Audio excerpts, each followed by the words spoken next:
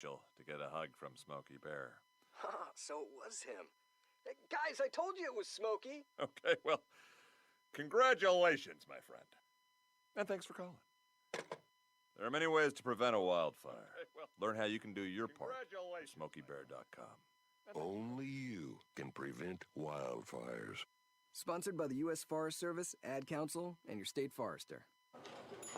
Hope you enjoyed your meal. And I just want to say, he's lucky to have a brother like you. Lucky? Caring for my brother is far from easy. Waking up every day, lifting him from the bed to the wheelchair to the car to get him to therapy on time, it's no small task between the doctors and the diagnosis, but nothing can disable this love. This is my big brother, my hero. He's part of me, like my arms and legs, so I'll be his. See, there's no time for tired. This starts again tomorrow. He'll be waiting for me. I wake up for him.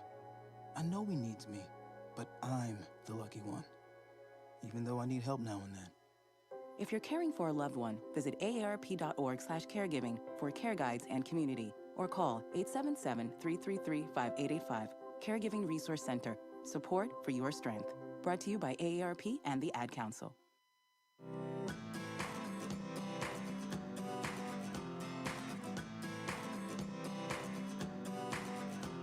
People been saying to your friend, get a different face, and posting on their feed, they're super ugly. The things they say to them online are cruel and they're not true. So I know what to do.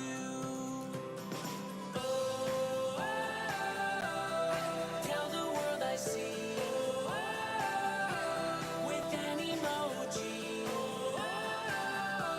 to stop the bullies. Know someone who's being bullied online? Send the witness emoji. It looks like an eye in a speech bubble, and it's in the symbol section near the clocks in your phone.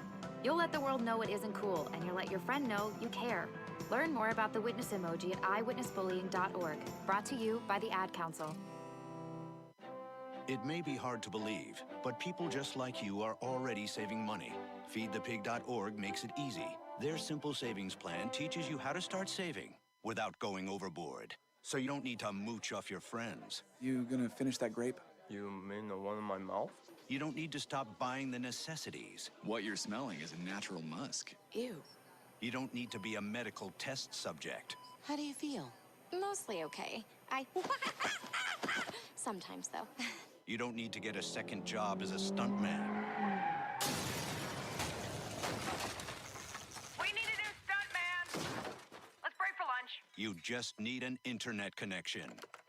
Don't get left behind. Start your personal savings plan with the tips and tools on feedthepig.org. That way, you don't need to sell your soul to the devil. $15 is the best I can do.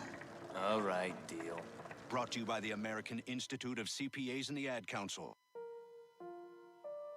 When is the best time to talk to your family about staying in touch during a disaster? When floodwaters reach your door? When wildfires are engulfing the edge of your neighborhood? Or an earthquake is destroying buildings? When a tornado is tearing through town? Or a hurricane strikes? Or is the best time perhaps today? During a disaster, you may not be able to stay in touch with your family or friends as easily as you think. And it's not always as simple as using your cell phone. That's why now is the time to take action. Go to ready.gov/communicate and make your emergency plan today. Don't wait. Communicate. Brought to you by FEMA and the Ad Council. Of course my kid's in the right car seat. Well, I think he is. Yeah, my kid's in a booster seat. He was ready to move up. He is ready, right? Her car seat looks like the right size. There are probably rules on when to move up to a booster seat, aren't there? Rear facing, forward facing. I think I have it right. Car crashes are a leading killer of children 1 to 13. Are your children in the right car seat for their age and size? Don't think you know. Know you know. Go to safercar.gov/the right seat. I know my child's in the right car seat, or else I wouldn't get in the driver's seat. Brought to you by the National Highway Traffic Safety Administration and the Ad Council. It's the Worldwide Sports Radio Network.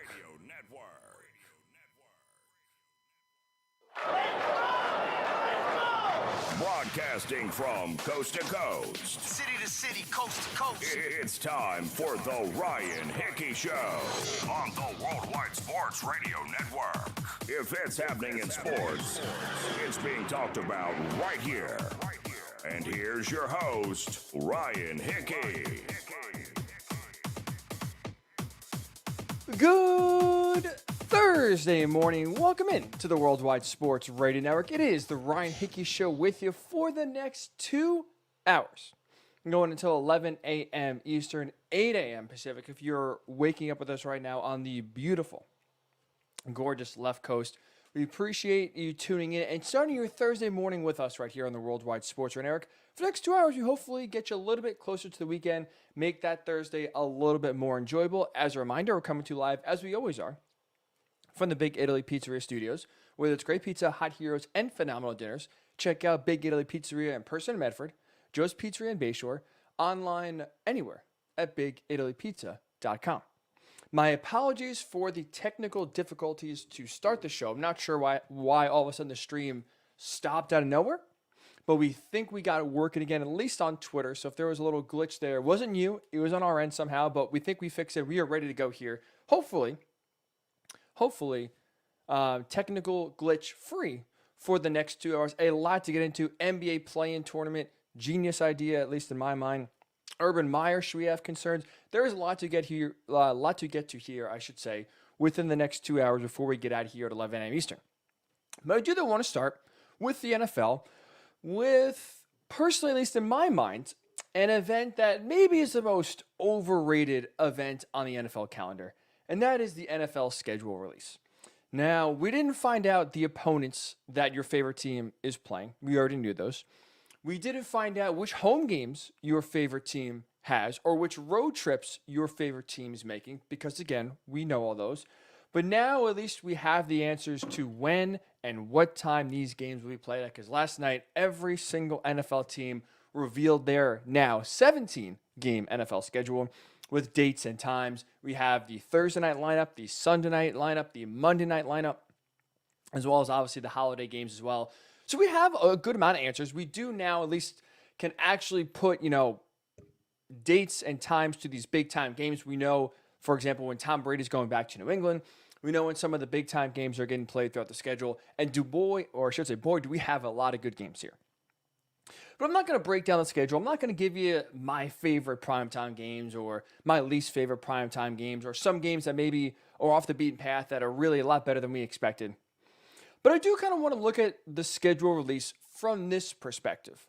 Because also, now that we know the times, we know which teams are in prime time, which teams are in prime time often, and which teams maybe got the short end of the stick there that maybe should be on our screens on Sunday night and Monday night more than they actually are. Because at least for me, when you look at the pure numbers of who's in prime time, who's not, there are 3 teams in my mind that are on prime time way too much. Don't want to see them, don't need to see them, don't have any desire to watch them 3, 4, 5 times. Because that's the max. Team can be in prime time Thursday, Sunday, Monday, a max of 5 times this season. So which teams are featured too much? And on the converse, 3 teams that, to me, I want to see more of. I don't want them buried in the 1 o'clock schedule when there's 7 or 8 games going on. There's chaos everywhere. If you're watching the red zone, there's 4 different games going on at the same time. It's hard to kind of focus in on one team or two. I would love to see 3 teams featured more on the big stage, featured more to be the standalone game. So we'll do that second. I want to start with the 3 teams, at least in my mind, that are featured too much, that are on the schedule, the schedule makers love, they are putting them in prime time. And as a neutral observer, as a football fan, do I want to see this team on Thursday night, Sunday night, Monday night? No. First team in my mind, the Minnesota Vikings. The Vikings, think about this, or get this. They have 4 primetime games. 4. So I'll ask the NFL, I'll ask you, what is the appeal to wanting to see the Vikings 4 times in primetime? Like, am I missing something? Do they all of a sudden go out and get Aaron Rodgers without me realizing? Do they get Russell Wilson? Do they maybe have Sean McVay become their head coach? Do they get the 85 Bears defense? Like, someone's got to explain to me what the appeal here for the Minnesota Vikings being on primetime 4 times. And remember, the max is 5. So they are right there in terms of being on your television screen in primetime the most possible. Close to it, right there with 4. But when I look at the Vikings heading into 2021, I mean, they are a borderline team for me at best. At best. Like they're right now, assuming Aaron Rodgers, if we go with the precipice and we go with the assumption that he is going to be on the Packers come week 1, the Vikings right now, their best shot for the division this year is fighting with the Bears to get second place. Like, Kirk Cousins, as we know, in prime time, isn't a good quarterback. Doesn't put up big-time performances. They have Justin Jefferson. I like him. Obviously, Dalvin Cook is a very good running back. But what are the Vikings bringing to the table where they are must-watch TV now, where you're running to your TV, or as Carrie Underwood would say, you're waiting all day for Sunday night? I am not. That is for sure. Vikings to me are head-scratching, having 4 primetime games. I could do without that. Speaking of the NFC North, we'll just hit on a team we just mentioned. The Chicago Bears, also with 4 games. Now, there's a caveat with the Bears. I will say this. Justin Fields could change his answer depending on when he does come to be the starter. But you look at the Bears' schedule, Sunday night to start the season right off the bat at the Rams. First game of the year, week 1, Sunday Night Football, Bears-Rams. They have another primetime game in week number 9. So 2 primetime games the first 9 weeks, or basically the first half of the season. If Justin Fields isn't starting in either of those games, I'm sorry, the Bears are not watchable television. Because I don't really see the difference between the Bears with Andy Dalton at quarterback in 2021 and the Bears with either Mitch Trubisky or Nick Foles at quarterback in 2020. I don't see much difference. And let's not forget, this Bears offense in 2020 stunk. Putrid. Tough to watch. And guess what? NFL was in not big trouble, but they got screwed almost in the fact that they put the Bears on a ton of primetime games last year, and they were unwatchable. They were unwatchable. I'm sorry. Their offense is so bad.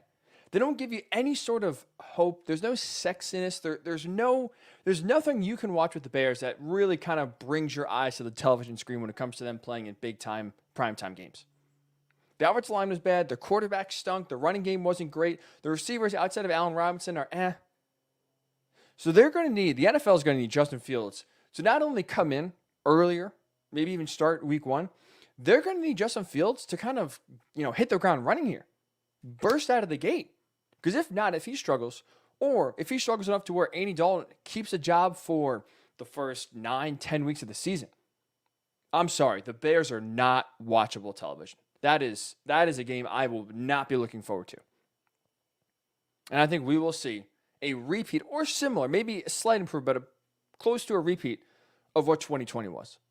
And that was not fun, not watchable, not enjoyable. So the Bears having 4 primetime games. Again, this is all dependent on Justin Fields and how he plays. But if Andy Dalton is starting half of these games, man, we the fans get hurt by that. We the fans do. So the Vikings with 4, Bears with 4, to me, 2 teams that are featured too much on primetime. The third and final team I think is featured too much, the Pittsburgh Steelers. Now, I get it. I understand they are a national brand. Right? They are one of the few model franchises that have a national fan base. Anytime the Steelers are playing in a game, I get people watch. But let's also look at their team in 2021. Take away the Steeler name. Look at the roster. This team is not going to be very exciting in 2021. Big Ben, well, again, I thought it was the right move because you look at the other options. They didn't have any other options, so I thought it was fine. You bring Big Ben back one more year, no problem with it. But with that said, I mean, this guy's hanging on by a thread. I don't see him improving much from 2020, and the second half of 2020 was tough to watch. The offensive line still stinks, which means the running game, even though they drafted Najee Harris, to me, is still going to struggle because drafting a running back isn't the answer to fixing the running game. The offensive line is, and the Steelers didn't address that. The receivers don't really excite you. Sure, Juju Smith-Schuster, maybe we'll get another TikTok on another logo and we'll get some drama there before the game. But Deontay Johnson, Juju Smith-Schuster, Chase Claypool, okay. Nothing great there. Defense still should be pretty good. But I'll ask you this question. The last 6 games of the year, we'll start really with the Ravens game. If you remember that Thanksgiving game that was moved almost a week later on I believe it was a Wednesday afternoon. If we start from that Ravens game, when the Steelers were still undefeated, mind you, finished through the rest of the season, those last 6 games or so, were the Steelers exciting to watch? Were they a team that was fun, enjoyable, put up a lot of points, their games were exciting? No. No, they were not. And to me, personally, the Steelers bringing back a lot of that squad from 2020, I do think I should say that we'll see a lot of those last 6 weeks of the Steelers more in 2021. That's what I do think we'll see. And that's not an offense. That's not a team that really gets you excited to watch.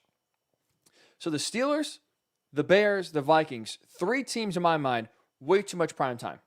Way too much prime time, knock down a game or two to let other teams get that we actually do want to see on the schedule, on the slate. 3 teams that I think aren't featured enough, that should have more primetime games, that don't. The Browns. The Browns have 3 primetime games. And I'll be honest, this is kind of ridiculous. I look at the Browns heading to 2021 as one of the most intriguing, one of the most exciting, and frankly, one of the best teams in the NFL. And that's me also believing this team will take a big step in year number 2 under Kevin Stefanski. I'm very excited to see how Baker Mayfield plays. He really, especially towards the end of the season, started coming to his own, started looking comfortable in the offense. I think now for the first time in his career, having the same head coach, having the same offense, the same terminology, essentially the same players, going from one year to another, will benefit him immensely. So I'm excited to see Baker take that next step in 2021. They have Odell Beckham Jr., they have Jarvis Landry, they have Nick Chubb, Kareem Hunt. They have great talent offensively and defensively. They are a very deep team. They are one of the most well-rounded teams in the NFL. So I have a lot of interest in watching the Browns. I want to see them play in primetime more often. 3 games to me, not enough. When you look at the Steelers having 5, the Bears and the Vikings having 4, and you give the Browns 3, give the Browns more primetime games. That's a team that not only do I want to see personally, I think America wants to see.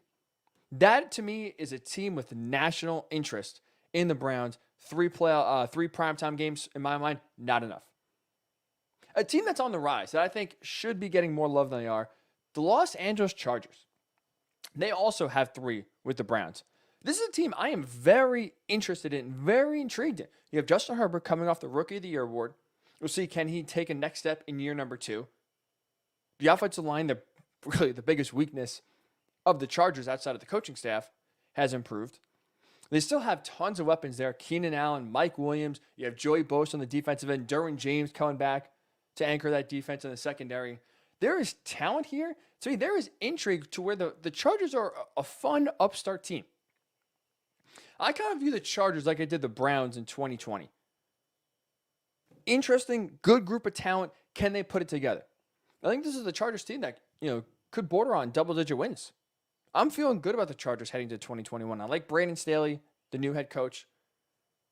This is a Chargers team that I do want to see more of.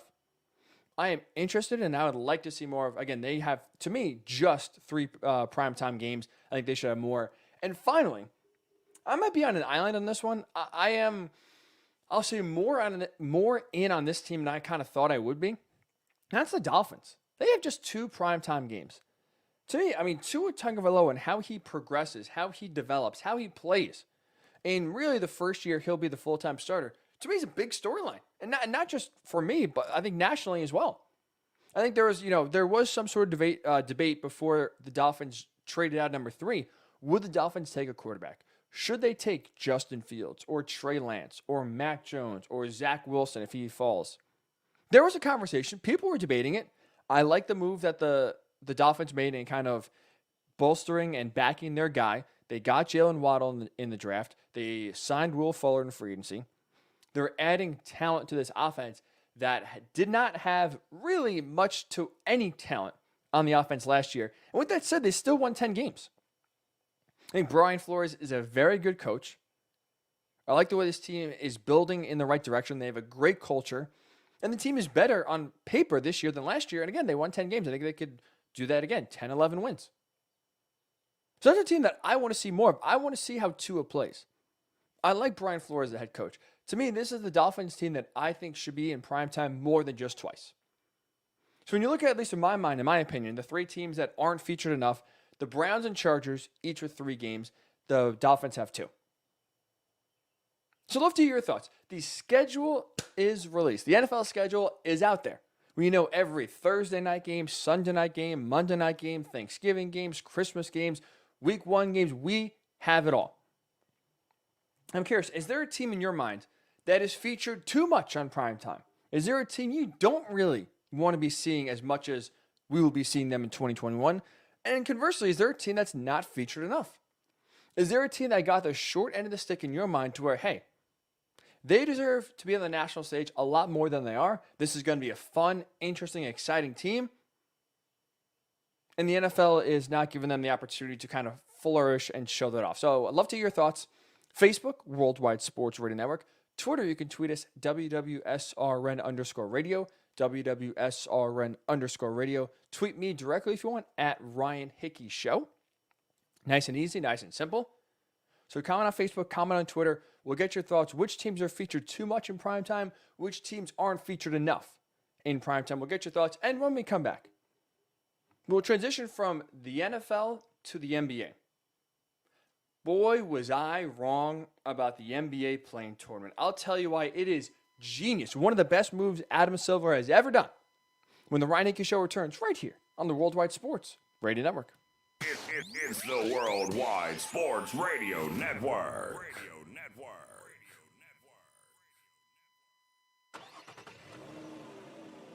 Of course my kid's in the right car seat. Well, I think he is. Yeah, my kid's in a booster seat. He was ready to move up. He is ready, right? Her car seat looks like the right size. There are probably rules on when to move up to a booster seat, aren't there? Rear facing, forward facing? I think I have it right. Car crashes are a leading killer of children 1 to 13. Are your children in the right car seat for their age and size? Don't think you know you know. Go to safercar.gov/the-right seat. I know my child's in the right car seat, or else I wouldn't get in the driver's seat. Brought to you by the National Highway Traffic Safety Administration and the Ad Council. You don't usually get a stock tip from a 16-year-old, but I'm here to tell you about a different kind of stock. It's called Better Futures, a stock for social change that's not about making money. Instead, you invest to help students like me go to college. This is beyond a simple donation. It's the opportunity for America to invest in its kids and take an active stake in the future of the country. The return on your investment isn't money. What you get back is knowing you protected our potential.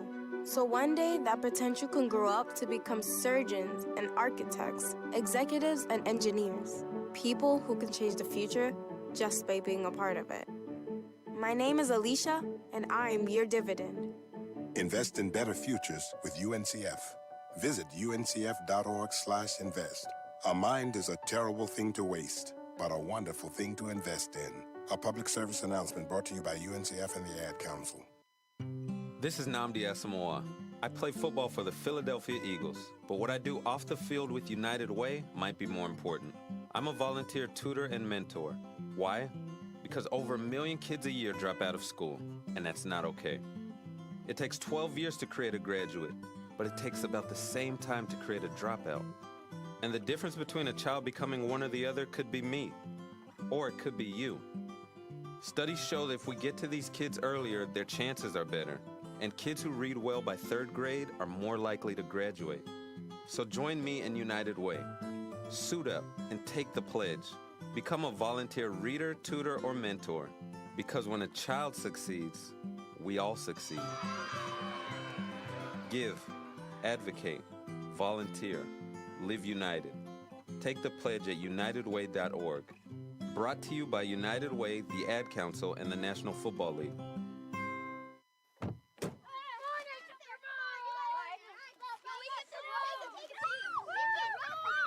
They'll challenge your authority. They'll try to break your will. They'll push you to the edge of your sanity. Because that's what kids do.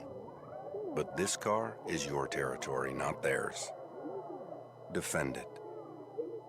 Who makes the payments? Who cleans it? Who drives it? You do. That's who. And in here, your word is law. So when you say you won't move until everyone's buckled up, you won't budge an inch. Until you hear that click. Never give up until they buckle up. A message from the National Highway Traffic Safety Administration and the Ad Council. For more, It's the Worldwide Sports Radio Network. Welcome back to the Ryan Hickey Show, right here on the Worldwide Sports Radio Network.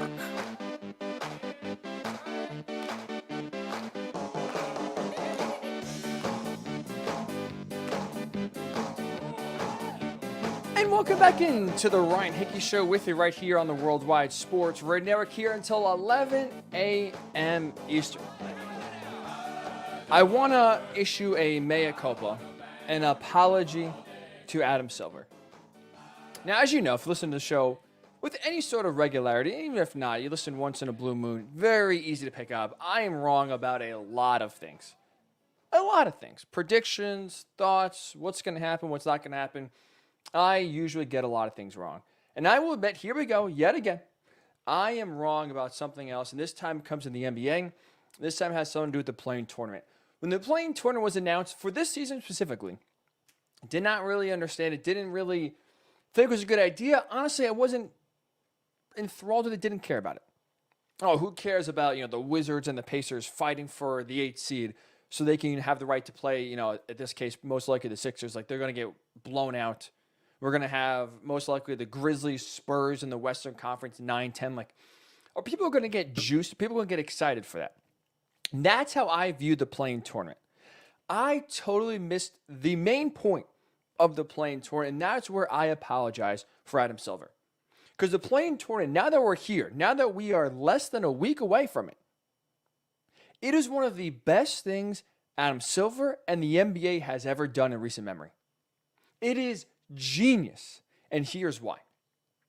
Again, I was wrong, so I looked at it from the premise of 9, 10, 11 seeds battling to make the playoffs. Bad teams, teams under 500 looking to get in.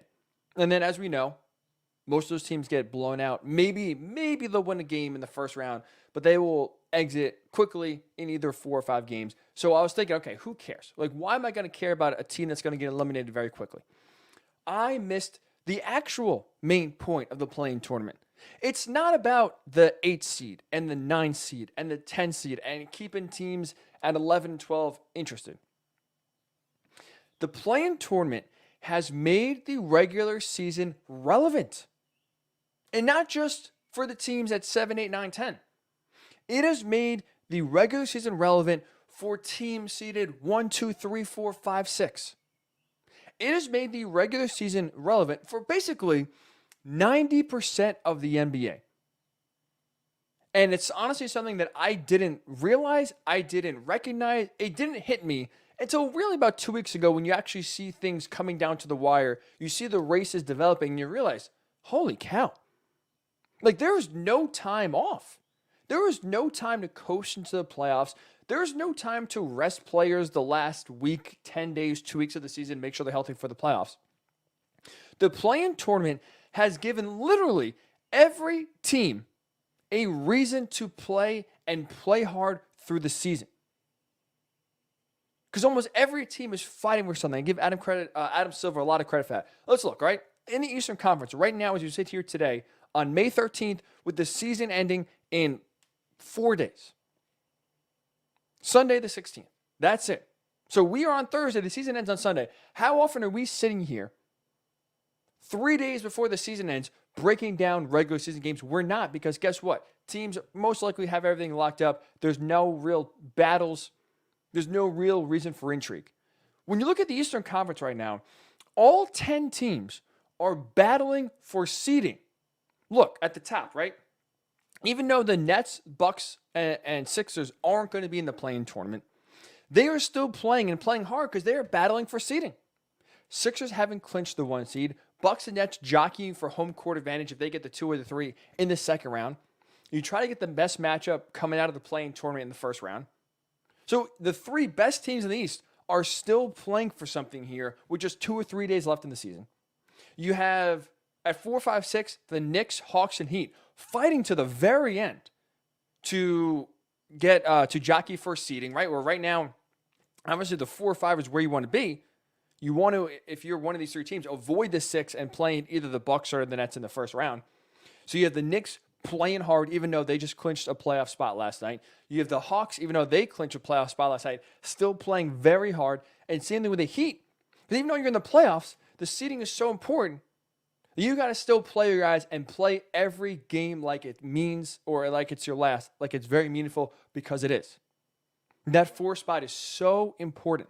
Get home court in the first round. Set yourself up for a favorable matchup to at least give yourself a shot to win a series. So Sixers, Nets, Bucks still playing hard, still starting to play for. Knicks, Hawks, Heat still starting to play for.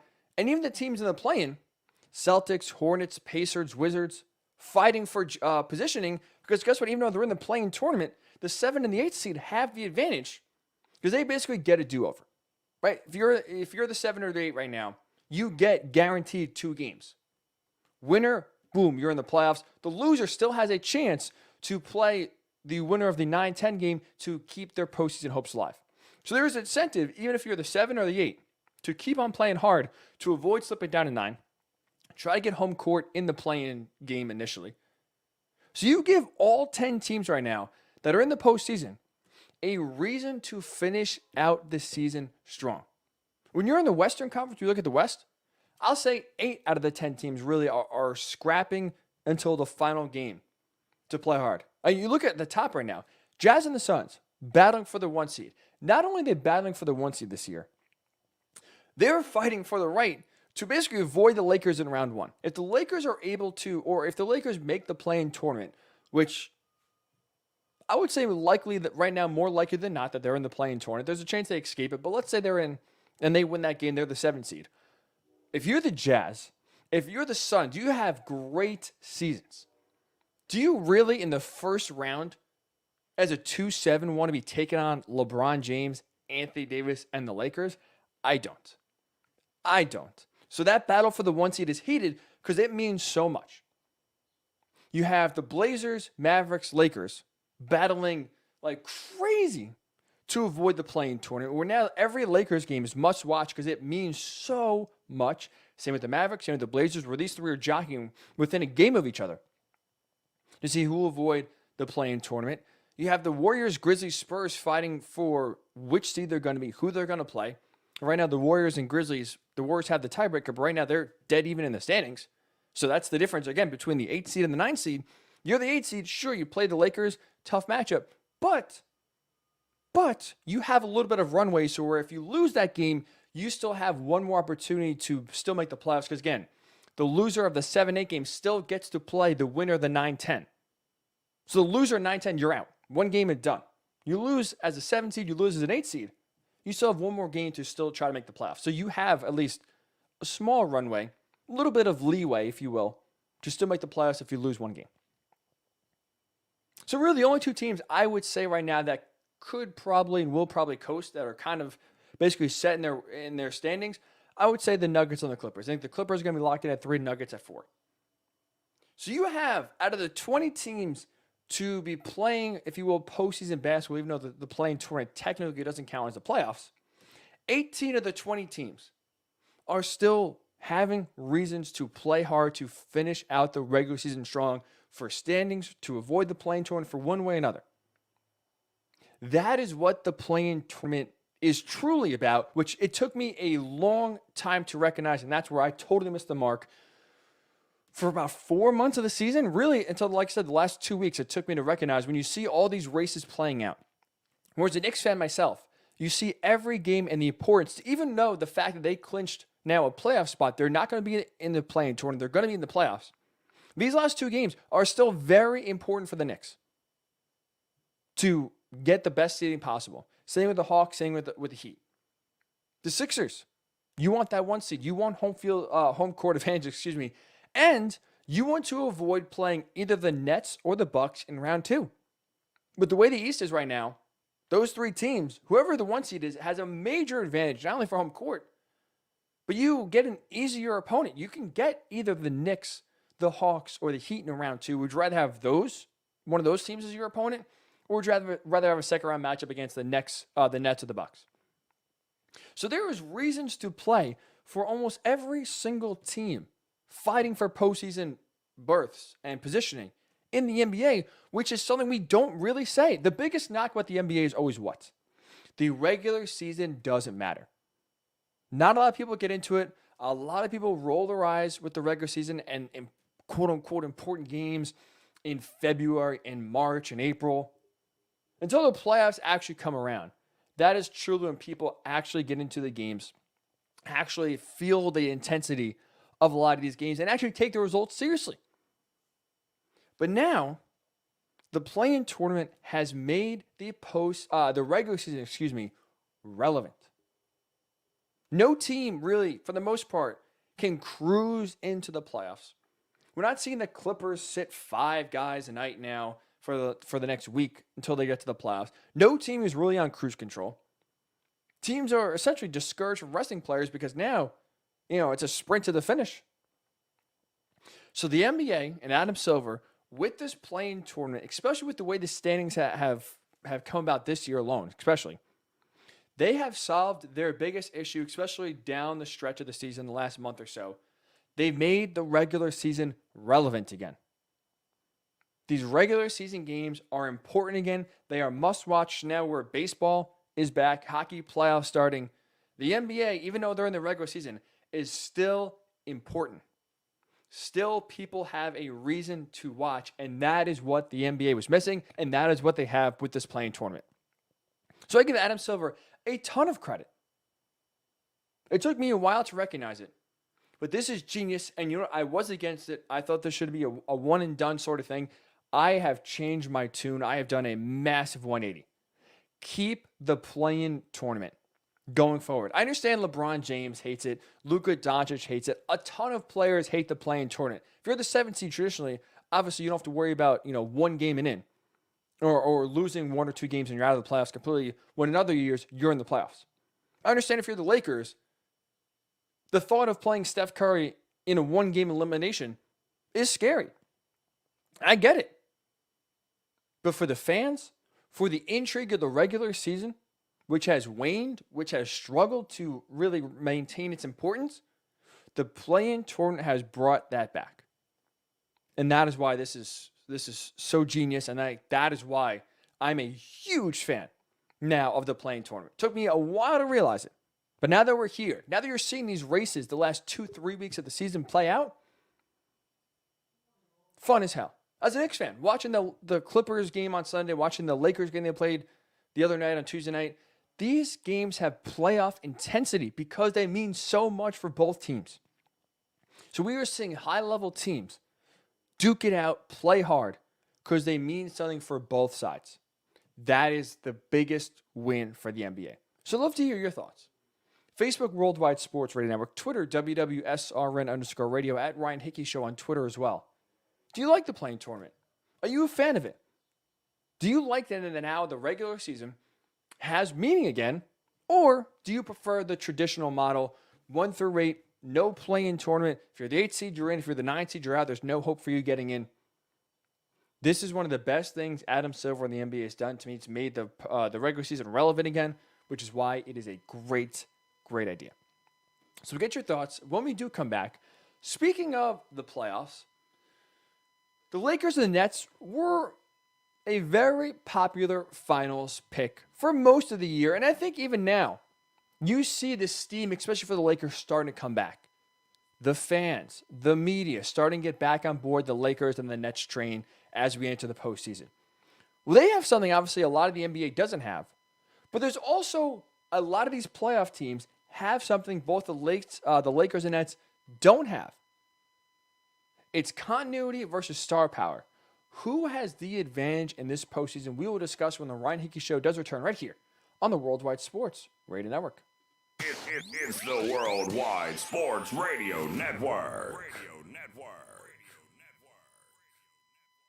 Do current market conditions have you nervous? Our experienced team of financial professionals at Heritage Harbor Financial Associates understands that no two investors are alike. We all have different goals, needs, and appetites for risk. That's why the one-size-fits-all approach does not work, especially when planning for retirement. At Heritage Harbor Financial Associates, we analyze your unique investment style so that you can work toward your individual retirement goals on your terms. Heritage Harbor Financial Associates can help you take steps to reach your retirement goals by providing a wide array of financial products to fit your needs, even for the risk adverse. Give us a call at 631-331-6599 to learn more or to set up an appointment with one of our financial professionals. You can also find us on the web at hhfa.org or on Facebook at facebook.com/hhfa.org. Our number again is 631-331-6599. That's 631-331-6599. Investments in stocks, bonds, and mutual funds and variable annuities are not FDIC insured and are subject to fluctuation in value and market risk, including loss of principal. Heritage Harbor Financial Associates offers securities through AXA Advisors LLC, New York, New York. Member FINRA, SIPC. Annuity and insurance products offered through AXA Network LLC. Edward Lehman has been a trusted insurance advisor for over 16 years with insurance solutions for auto, home, commercial, life,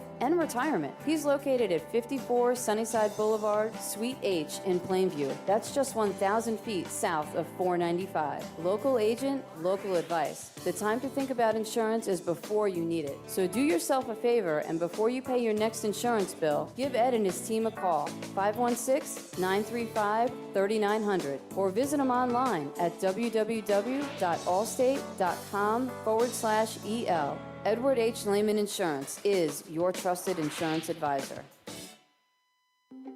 This is Mario Andretti. You know me as a race car driver, but I'm also a Meals on Wheels volunteer.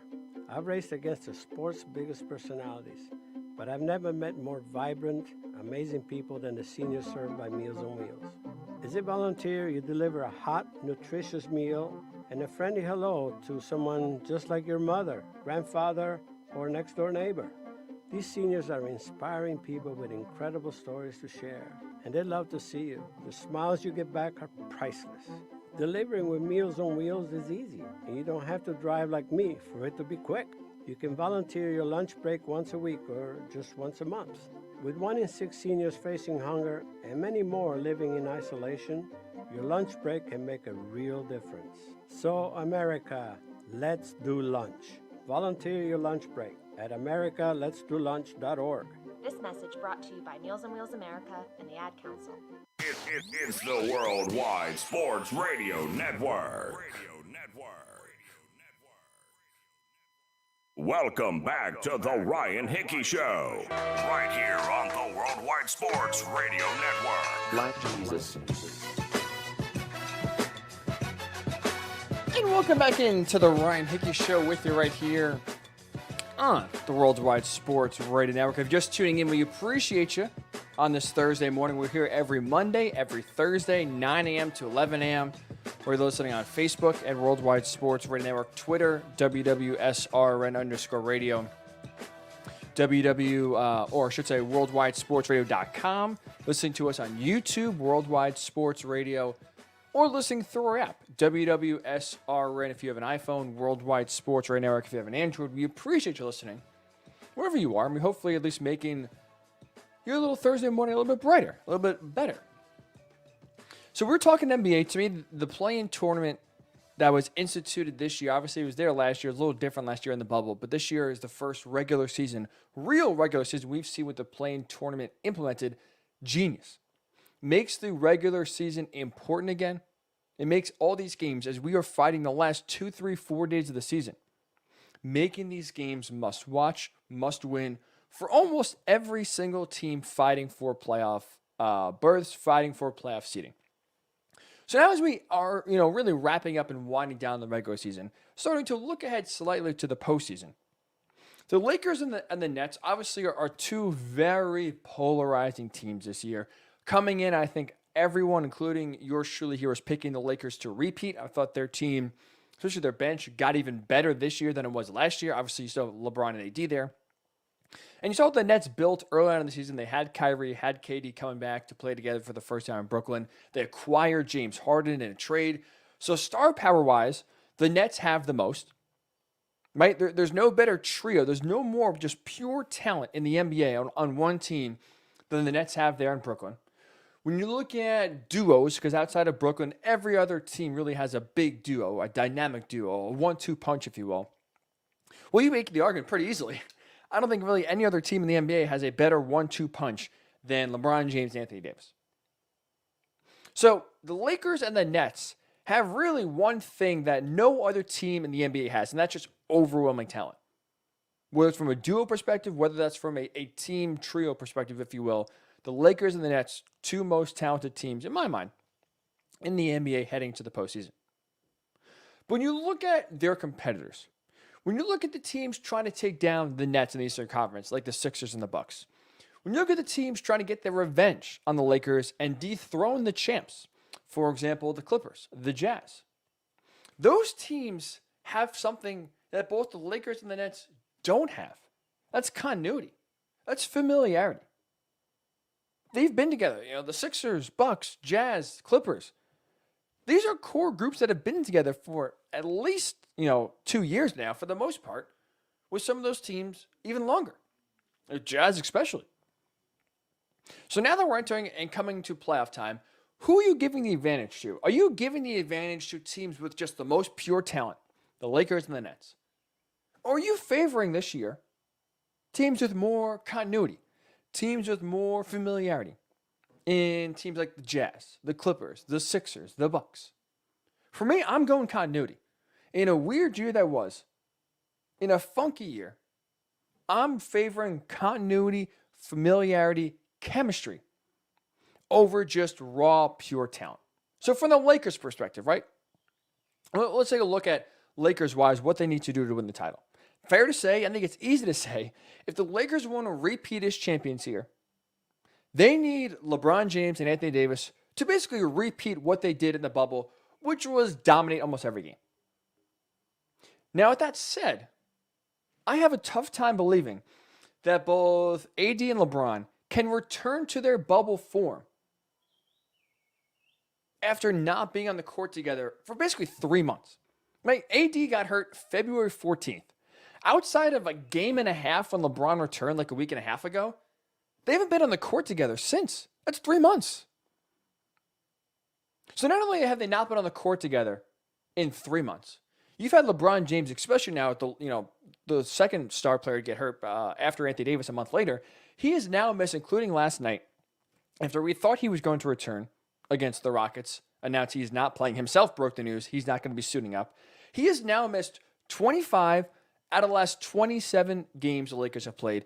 And with the playoffs less than a week away, he himself has admitted, and it's pretty easy to assume, he's not going to be 100% healthy at any point in the postseason. So now when you look at the rest of the regular season, the Lakers have 2 games left. So LeBron has 2 games max, and I believe they're back-to-back, so that's assuming he even plays in both games. LeBron has a max of 2 games to knock the rust off, get up to speed, to basically get to the level of playing the best basketball he can this season.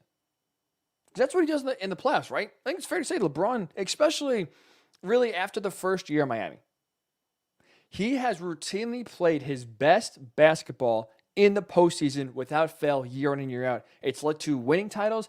It's led to dragging a bad team to the finals. But how are we supposed to believe? How am I supposed to believe? I'll make this selfishly here about myself. If you believe differently, I don't want to speak for you. I will speak for myself. How am I supposed to believe that in 2 games, after missing 25 out of the last 27, LeBron is going to get up to speed where he is playing typical and classic LeBron James postseason basketball? I can't see it. And last year, right? Last year he averaged 27.6 points per game in the playoffs down there in the bubble. He did so on 56% shooting from the field, which is the third highest of his playoff career for, that's it. No explanation. 56% shooting from the field for the entire postseason, third highest shooting percentage of his career. So how am I supposed to expect that he will get back to that level in just 2 games? We know LeBron, the entire regular season for him is a ramp up to the postseason. He paces himself. He works on his game. His entire goal of the regular season is to get to the point where it's a slow build to where he is playing his best basketball at the end of the year. He does it without fail. He gets off to a slow start. There are questions. Remember, he did it last year. Right before the pause with the COVID happened, LeBron was trying to get himself back into the MVP race. It happens without fail year in and year out. He always plays his best basketball this time of the year. But now he misses that. He doesn't have that opportunity. So not to mention, now you have a banged up LeBron James, ton of rust, ton of question marks if he can even return to playoff LeBron. So that means the Lakers bench, for the most part, is really going to have to bail LeBron out, bail the Lakers out, more than maybe ever in his career. But when you look at the Lakers, their center position is a total mess. Frank Vogel, to his credit, is trying to figure out the best rotation between Montrezl Harrell and Marc Gasol and Andre Drummond. Still can't figure it out. Barring a miracle these next 2 games, it's going to be a massive question, and it's going to be a process to figure out. The point guard position right now is totally banged up. They finished the Knicks game the other night, and they played the Rockets game last night without really a point guard. They had Taylor Horton Tucker basically running the point, running the offense. The guy's not a point guard. And you have Kyle Kuzma, who did hit the eventual game-winning shot last night, but he's a streaky player to where he'll hit some shots for sure, but his consistency cannot be trusted. So when you look at the Western Conference and you look at the questions that the Lakers have, they have the most talent. But there's injury concerns. There's no continuity. They haven't played together in 3 months, essentially. When you put that up against teams like the Jazz, who have a ton of familiarity, with this core group of Joe Ingles and Rudy Gobert and Donovan Mitchell, with their head coach Quinn Snyder, have been together for a while, who really bonded together in the bubble after, which seems like a fractured relationship between Rudy Gobert and Donovan Mitchell last year with the entire COVID situation, where Gobert didn't take it seriously. Donovan Mitchell he was very upset at Gobert. There was a chance that could have split up, and they came together, they bonded together, and actually fixed that for the best. That is a tight-knit group. And now you see this year, they are blossoming. They are thriving. So look at the Jazz on the same page. The Clippers, to me, last year, massive wake-up call. That embarrassment that they suffered blowing the 3-1 lead to the Nuggets in round 2 in the bubble last year, to me, served as a massive wake-up call where I don't believe the Clippers will fall victim to the same issues that plagued them last year. Last year, it wasn't talent. It wasn't injuries. It was continuity. It was chemistry. PG and Kawhi were kind of on their own island, doing their own thing. The rest of the team was kind of put off by that these guys were so distant. And we saw when push came to shove, in the big-time moments, they crumbled because they didn't have that chemistry. They didn't trust each other. I think that was an important wake-up call, and they will learn chemistry is important this year. I don't think, personally, that same issue of lack of chemistry will come back to bite them again. So that's why I'm believing in the Clippers and the Jazz to dethrone the Lakers, take them down, because I do value their continuity, their chemistry, more than the Lakers right now. When you look at the East, again, personally for me, I have a tough time believing, I can't believe, actually, that a 3-headed monster, the most talent in the NBA, with Kevin Durant, Kyrie Irving, James Harden, I can't truly sit here and say, I believe in those 3, despite them playing just 7 games together, despite the fact that they have played 0 games, 0. They haven't played 1 minute together for how this team is currently constructed. Right? They were active in the buyout market. They brought Blake Griffin in. They have not played 1 second with how this roster currently is constructed. The last game the Big 3 played together was back on February 13th. So at least the Lakers, despite the fact that they basically had the same amount of time elapsed without playing together, because of the injuries to AD and LeBron. At least they have last year to fall back on with those two. There's nothing to fall back on for the Nets.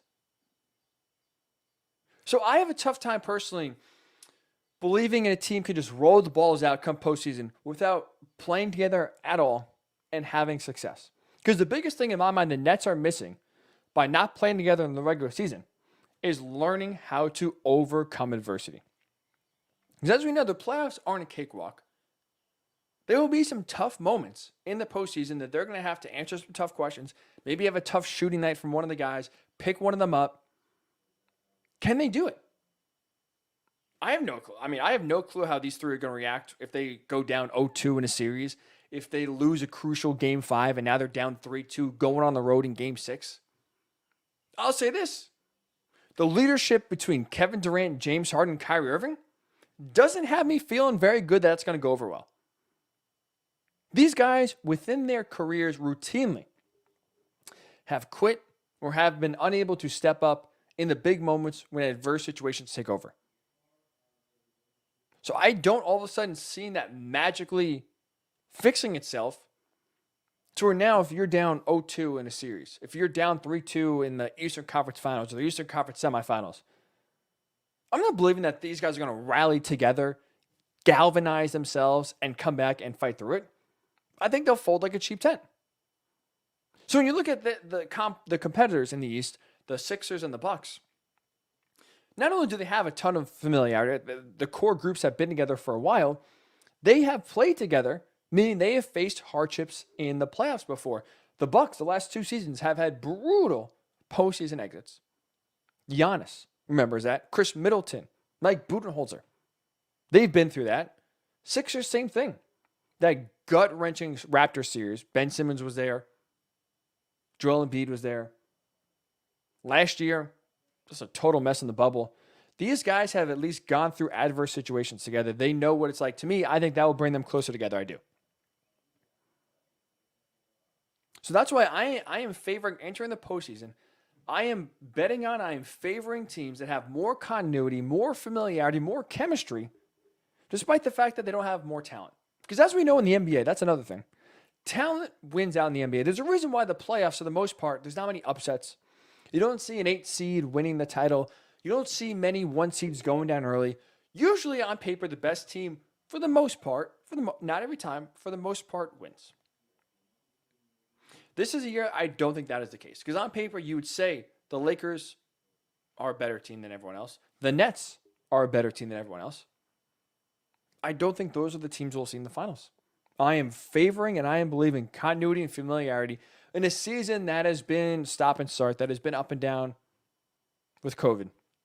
I think that is this year more than ever. You need that tight-knit group, that ability to kind of go through the grind together, fight through it, and come out on the other side. I believe that is more valuable in this year's postseason than just having the most talent is. So I'm taking the Clippers, the Jazz, the Bucks, the Sixers over the 2 most talented teams in the Nets and the Lakers. So I'm curious, right? When it comes down to either talent or continuity, skill, familiarity, Lakers, Nets, the field. Who are you taking? What side do you want? Who do you think is going to prevail here in the postseason? Love to hear your thoughts. Facebook, Worldwide Sports Radio Network. Twitter, WWSRN_radio. At Ryan Hickey Show on Twitter as well. Tweet me right on the live stream on Facebook, right on the live stream on Twitter. Love to hear your thoughts. When we come back for hour number 2,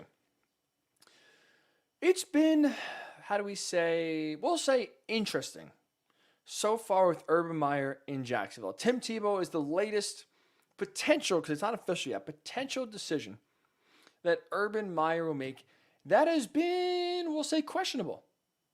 Is it fair now, when you look at the totality of Urban Meyer's tenure in Jacksonville, before he's even coached a down, before he's even coached the team in 1 practice rep, is it fair to already be concerned about Urban Meyer and his success in Jacksonville? We will discuss that next when the Ryan Hickey Show does return on the Worldwide Sports Radio Network. It's the Worldwide Sports Radio Network.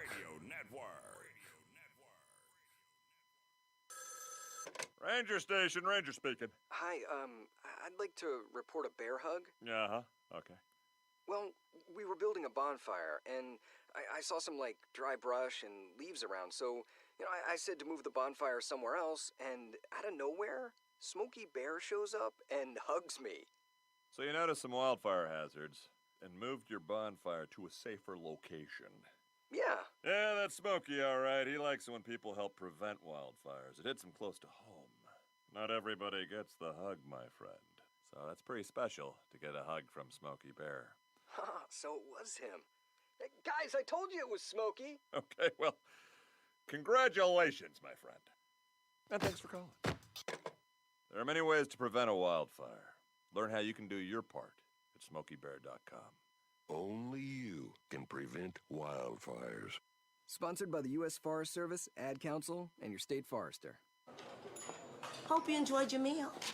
And I just want to say, he's lucky to have a brother like you. Lucky? Caring for my brother is far from easy. Waking up every day, lifting him from the bed to the wheelchair to the car to get him to therapy on time, it's no small task between the doctors and the diagnosis, but nothing can disable this love. This is my big brother, my hero. He's part of me, like my arms and legs, so I'll be his. See, there's no time for tired. This starts again tomorrow. He'll be waiting for me. I wake up for him. I know he needs me, but I'm the lucky one, even though I need help now and then. If you're caring for a loved one, visit aarp.org/caregiving for care guides and community, or call 877-333-5885. Caregiving Resource Center. Support for your strength. Brought to you by AARP and the Ad Council.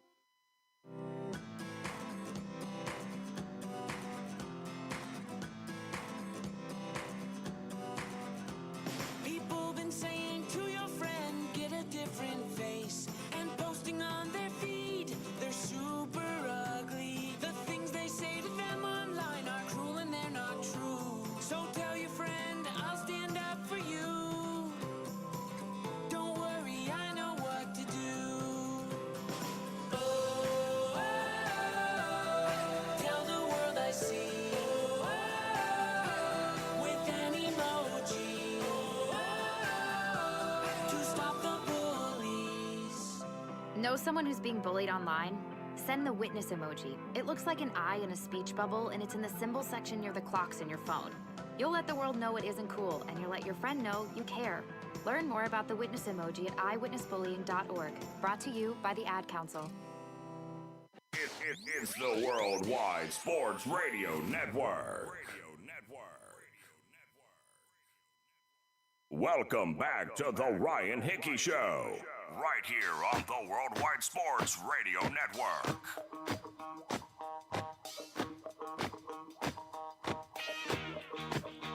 Welcome into the Ryan Hickey Show with you right here on the Worldwide Sports Radio Network. Going until 11 a.m. Eastern, so one more hour to go here for this Thursday show. As a reminder, coming to you live, as we always are, from the Big Italy Pizzeria Studios, where it's great pizza, hot heroes, and phenomenal dinners. Check them out at Joe's Pizzeria, Bayshore. Check them out in Medford and online at BigItalyPizza.com. So we are back in the New York groove here. Is Urban Meyer, is he in the Jacksonville groove? Or the Jaguars, are they back in the Urban Meyer groove? Because I will be honest, when the Jaguars made the decision to hire Urban Meyer, I was on board. I thought, you know what? That's a great hire. They're going out of the box. To me, Urban Meyer was a winner. I don't view him as a college coach. I view him as a winner. He won at Utah, won at Florida, won at Ohio State.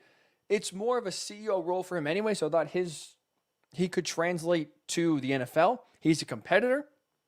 I didn't think there was much college stick that we see other coaches who have success in college to try to go to the NFL fail. I thought Urban was, a good fit for the Jaguars with a young roster that, needs molding, that needs to be developed. I thought Urban was the right guy in charge for Jacksonville. Ever since the day that the Jaguars announced the hiring was official, I have still yet to feel as confident as I do in Urban Meyer. Each day, each waning day, each move that is made by the Jaguars and Meyer whittles away at my confidence. It does.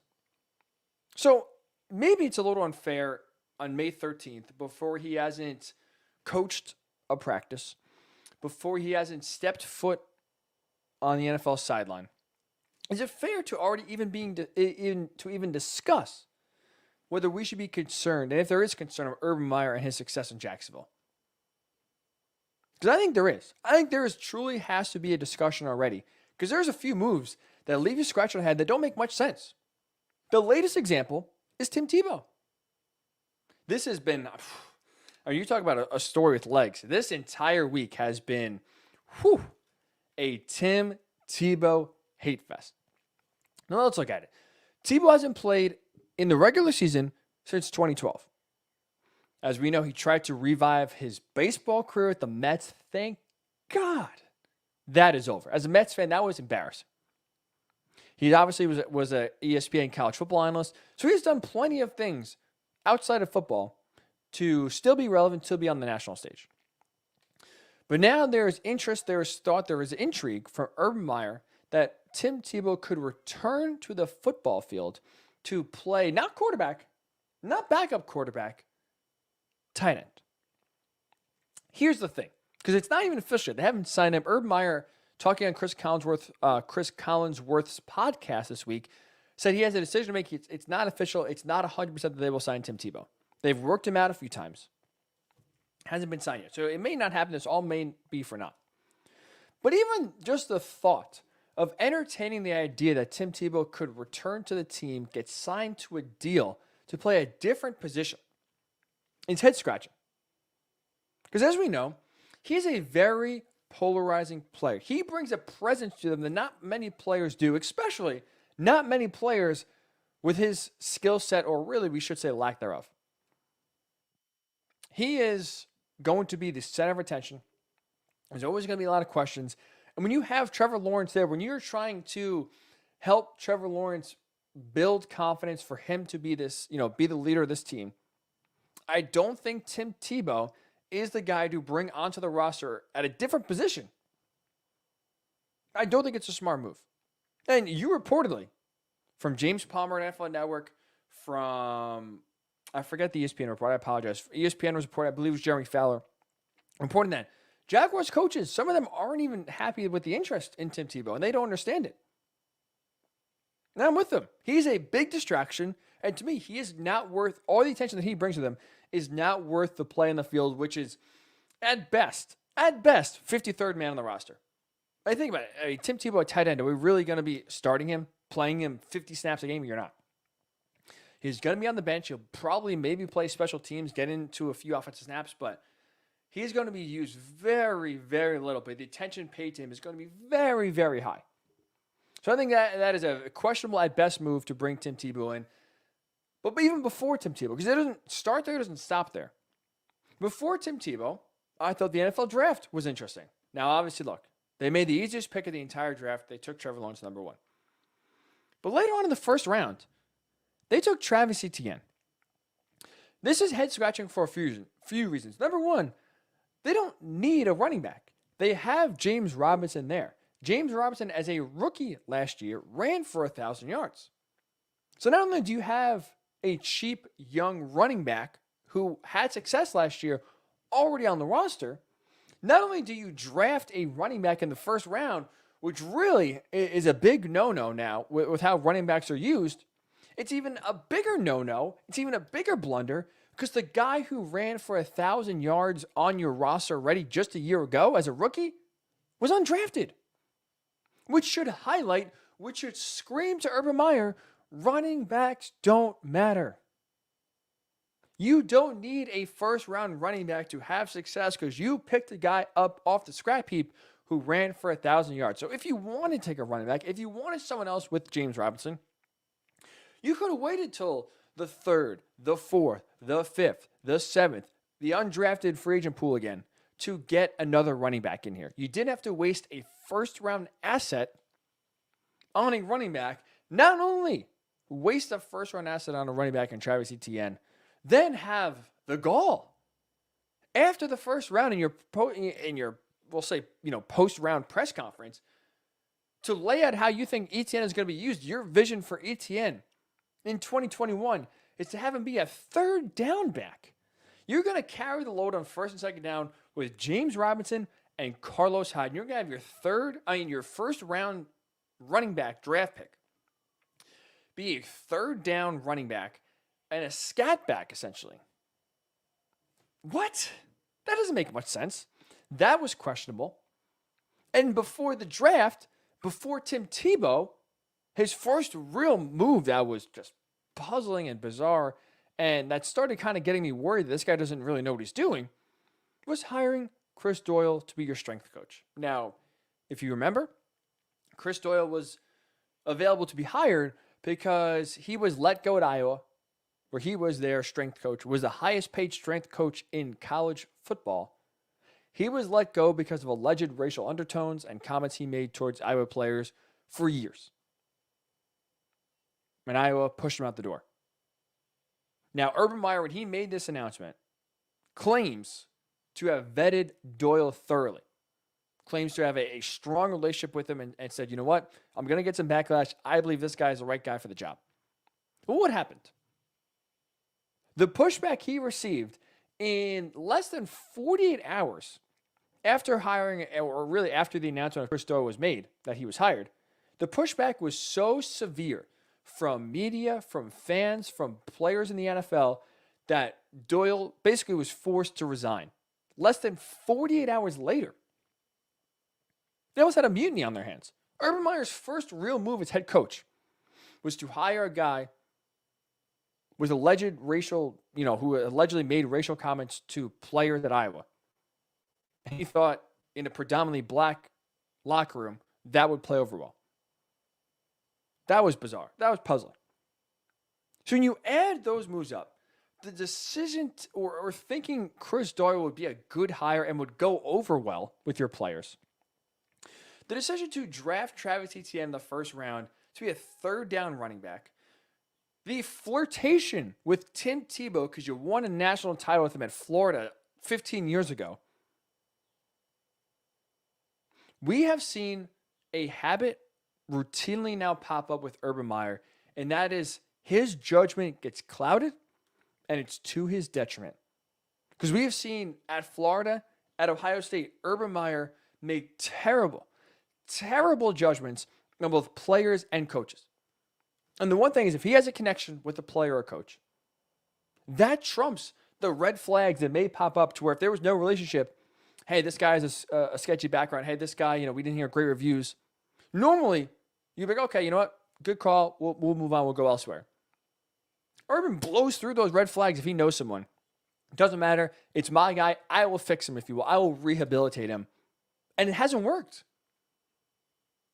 I mean, if you remember to his Ohio State days, part of the reason why he's still not the Ohio State coach right now is he kept Zach Smith, the wide receiver coach, on the Ohio State coaching staff despite knowing horrendous and disgusting domestic violence allegations. I mean, frankly, what you hear too, he wasn't even a good receiver coach, but he kept him on the staff. He basically kept everything hush-hush because of his connection with the late Earl Bruce. Earl Bruce was the grandfather of Zach Smith. That Earl Bruce was a mentor and really the biggest influence on Urban's coaching career. So he felt like he had to do his mentor a favor by keeping Zach Smith around. As we know, that's part of the reason. Keeping him around. Ignoring the red flags was part of the reason why he, quote-unquote, retired from Ohio State at the end of the year. So his judgment routinely gets clouded, and it hurts him, hurts the team, hurts the franchise, and or the school. So seeing the moves Urban Meyer has done in Jacksonville, coupling that with his history at Florida, his history at Ohio State, despite a ton of success there at both schools, the NFL is different. Players have way more power. Teams have way more power. College, you could say it's my way or the highway. Most times, especially with the success Urban has, he will get his way. And we've seen him get his way. But the NFL, as we've seen, doesn't matter what you did in college. It doesn't matter. We don't care how many championships you won at Florida, what your record at Ohio State was. It's about the today. It's about the what have you done for me lately. And if players don't like the move, if other coaches don't like the move, if the organization doesn't like the move, they won't be shy to let you know about it. So Tebow, ETN, Chris Doyle, there is nothing so far Urban has done outside of drafting Trevor Lawrence, which again isn't even a decision, that inspires confidence. Like honestly, has Urban done anything that has you believing, you know what? Yeah, that guy can have success in Jacksonville. That guy can be a good NFL coach. I thought, again, when he was first hired, he would be more like Pete Carroll. Success at USC, I understand he coached in the NFL before, but success at USC, goes to the Seahawks, comes in, still sort of a college guy, rah-rah atmosphere, but he brings that energy. He was able to turn the Seahawks around, as we know, sort of built up almost a dynasty, had a lot of success, and now has built a consistent winner. I thought Urban could come to Jacksonville and build sort of the same thing that Pete Carroll built in Seattle. But the more I look at it, the more moves he makes, the more questionable decisions, the more personal feelings trump common sense. The more I think he could be a John Gruden. A lot of hype, a lot of excitement. Guy with a history and a track record of success, but comes back in act number 2, doesn't get it. John Gruden, to me, doesn't get it. He is behind in today's NFL. He still is acting like it's 2005. Not that Urban Meyer is stuck in his old ways. He has revolutionized. He has reinvented himself. But he is stuck in the old college ways of my way or the highway. I get what I want, and I will make things right. If this guy has a check or pass, if this guy just basically Urban Meyer saying, trust me. The issue is, sure, win-wise, you can trust him in college. But a lot of the decisions he makes aren't smart and don't work out. So yes, before even a game is played, before even a practice is played, I have concerns and I feel less confident in Urban's success than I did when he was first hired. That confidence is whittling away where I feel it's more and more potentially leading to a dumpster fire, leading to a John Gruden, lot of hype, little substance, rather than a Pete Carroll coming in and taking the Seahawks to the next level. So I'm curious. I give you my reasons why I'm concerned. Are you concerned? Should there be? Is it fair to even be concerned about Urban Meyer at this point? Or should we see how he does in practice? Should we see how he coaches up the team? Should we see how the team plays for him before we start making judgments, giving thoughts, giving opinions about how his tenure will go? So love to hear your thoughts. Facebook Worldwide Sports Radio Network. Twitter, WWSRN_radio. At Ryan Hickey Show on Twitter as well. We'll get your thoughts, and when we come back, we'll do a few quick hits. Bounce around the world of sports. Russell Westbrook the other night makes history. The Oakland A's, are they on the move? We'll discuss that when the Ryan Hickey Show does return right here. Where else? The Worldwide Sports Radio Network. It's the Worldwide Sports Radio Network. Do current market conditions have you nervous? Our experienced team of financial professionals at Heritage Harbor Financial Associates understands that no two investors are alike. We all have different goals, needs, and appetites for risk. That's why the one-size-fits-all approach does not work, especially when planning for retirement. At Heritage Harbor Financial Associates, we analyze your unique investment style so that you can work toward your individual retirement goals on your terms. Heritage Harbor Financial Associates can help you take steps to reach your retirement goals by providing a wide array of financial products to fit your needs, even for the risk adverse. Give us a call at 631-331-6599 to learn more or to set up an appointment with one of our financial professionals. You can also find us on the web at hhfa.org or on Facebook at facebook.com/hhfa.org. Our number again is 631-331-6599. That's 631-331-6599. Investments in stocks, bonds, and mutual funds and variable annuities are not FDIC insured and are subject to fluctuation in value, market market risk, including loss of principal. Heritage Harbor Financial Associates offers securities through AXA Advisors LLC, New York, New York. Member FINRA, SIPC, annuity and insurance products offered through AXA Network LLC.